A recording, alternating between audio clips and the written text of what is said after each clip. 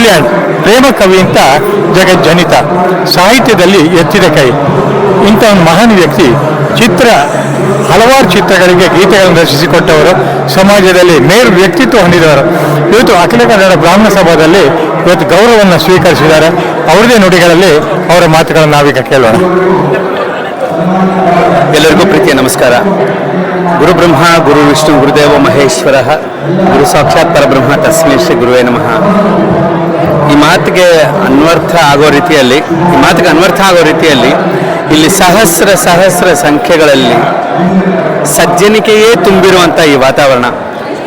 ಇದು ಅಖಿಲ ಕರ್ನಾಟಕ ಬ್ರಾಹ್ಮಣ ಮಹಾಸಭಾ ಸಮ್ಮೇಳನ ಆದರೂ ಬ್ರಾಹ್ಮಣ ಅನ್ನೋದಕ್ಕೆ ಸೀಮಿತಗೊಳಿಸಬಾರ್ದು. ನಿಜವಾದ ಒಂದು ಹ್ಯುಮ್ಯಾನಿಟಿ, ವಿಶ್ವ ಮಾನವ ತತ್ವ ಇಲ್ಲಿ ಕಾಣಿಸ್ತಾ ಇದೆ.